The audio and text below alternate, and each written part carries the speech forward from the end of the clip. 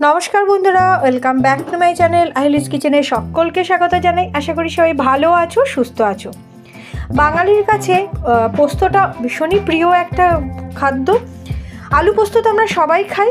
आज তোমাদের সাথে শেয়ার করব आलू फुलकपि দিয়ে পোস্ত। গরম ভাতের সাথে জাস্ট ওয়াও। তাহলে চলো প্রসেসটা শুরু করা যাক। আমি ফুলকপি আলুর পোস্ত করতে প্রথমে আগে পোস্তটাকে আমি গ্রাইন্ড করে নেব। আমি বড় চামচের 4 চামচ পোস্ত নিয়েছি, কারণ আমার ফুলকপি আর আলু মোটামুটি মিলিয়ে 500 থেকে 600 গ্রামের মতন হবে।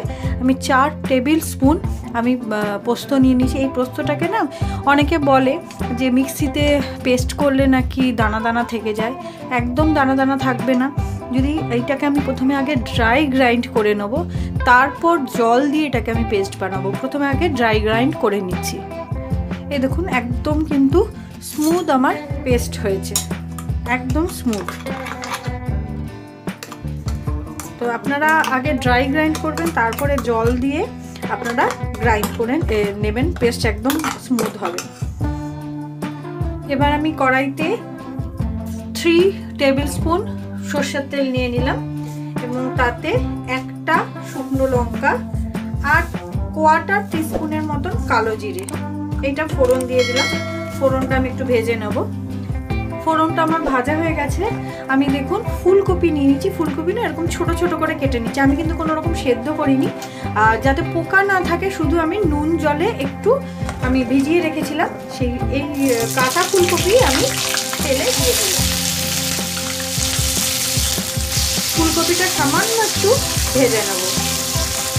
এই ফুলকপির সাথে সাথে আমি দুটো আলু, বড় সাইজের আলু আমি ছোট ছোট ডুমো ডুমো করে কেটে রেখেছিলাম, সেটাও এর মধ্যে দিয়ে দিচ্ছি। আলু আর ফুলকপি একসাথে করলে পোস্তটা খেতে কিন্তু সত্যিই খুব ভালো লাগে। এবার এটার মধ্যে আমি এবার নুনটা একটু দিয়ে দেবো। 1/2 চামচের মতন আমি নুন দিয়ে দিচ্ছি, আর খুব সামান্য আমি একটু হলুদ গুঁড়ো দেবো। খুব বেশি দেব না, কোয়ার্টার টিস্পুনের মতো হলুদ গুঁড়ো দিয়ে দিলাম। এবার এটাকে ভালো করে ভেজে নেব। আমার আজকের ভিডিওটা যদি আপনাদের ভালো লেগে থাকে তাহলে অবশ্যই একটা লাইক করে দেবেন। আপনাদের একটা লাইক অনেকটা ইন্সপায়ার করে আমাকে। আর যদি অনেক ভালো লেগে থাকে বন্ধু বান্ধব ফ্যামিলির সাথে বেশি বেশি করে শেয়ার করে দেবেন। এটাকে ভালো করে আমি ভেজে নিচ্ছি। এবার যে আমি পোস্তটা বেটে রেখেছিলাম সেটা আমি দিয়ে দিচ্ছি। আমার আলু আর ফুলকপিটা খুব ভালো করে কিন্তু ভাজা হয়ে গেছে। আর এই মিক্সির বাটিটা কিন্তু আমি ইসে করবো না, কিছুটা পোস্ত আছে এর মধ্যে। আমি সামান্য একটু জল দিয়ে সেই জলটাও মিক্সির বাটিটা ধুয়ে আমি দিয়ে দেবো।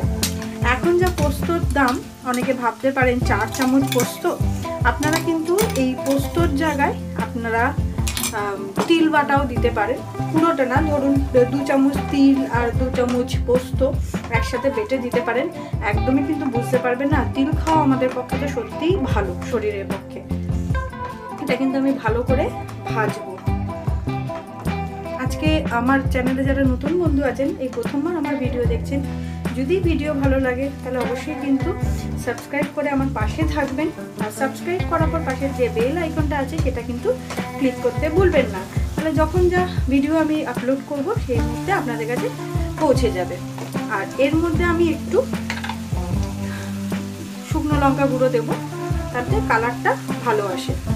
1/2 চামচের মতো, খুব বেশি না, এটা দেবো। তাতে কালারটা দেখবেন, আমি যেহেতু হলুদটা খুব কম দিয়েছি, তাতে কালারটা ভালো আসবে। আমি পোস্তর সাথে আলু ফুলকপি ভালো করে ভাজবো। আমি যখন পোস্তটা বেটেছিলাম কোনো রকম কিন্তু নুন দিইনি, তাই আবার 1/2 চামচের মতন একটু নুন দিয়ে দিলাম।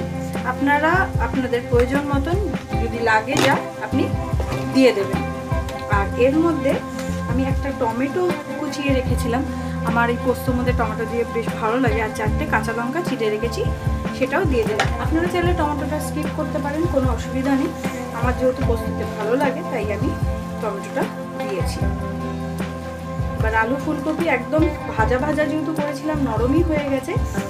যতটুকু বাকি আছে 70% মতন হয়েই গেছিলো, যতটুকু বাকি আছে একটুখানি পোস্তর সাথে কষিয়ে নেবো, তাতেই আমার আলু ফুলকপি সেদ্ধ হয়ে যাবে। আমি খুব সামান্য একটু চিনি দেবো, জাস্ট একটু টেস্টের ব্যালেন্সের জন্য, খুব বেশি কিন্তু চিনি দেবো না, যেহেতু টমেটো দিয়েছি আর লঙ্কাটা বেশ ভালোই পড়েছে, কাঁচা লঙ্কা প্লাস শুকনো লঙ্কা, তার জন্য আমি একটু চিনি দিলাম, জাস্ট টেস্টটাকে ব্যালেন্স করলাম। আমার কিন্তু রান্না একদম কমপ্লিট, শেষে এসে গেছে।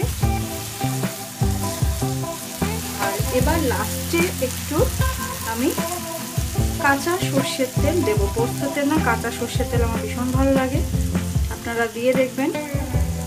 অল্প একটু কাঁচা সর্ষের তেল দিয়ে দিলাম, খেতে ভীষণ ভালো লাগে। আপনারা কিন্তু আমাকে ফেসবুক এবং ইনস্টাগ্রামেও ফলো করতে পারেন, আমি লিঙ্কটা দিয়ে দিলাম। তাহলে আজকের ভিডিওটা আমার এই অবধি, আমাদের দেখা হচ্ছে নেক্সট কোনো ভিডিও নিয়ে। ততক্ষণ আপনারা ভালো থাকবেন, সুস্থ থাকবেন, সাবধানে থাকবেন। ধন্যবাদ।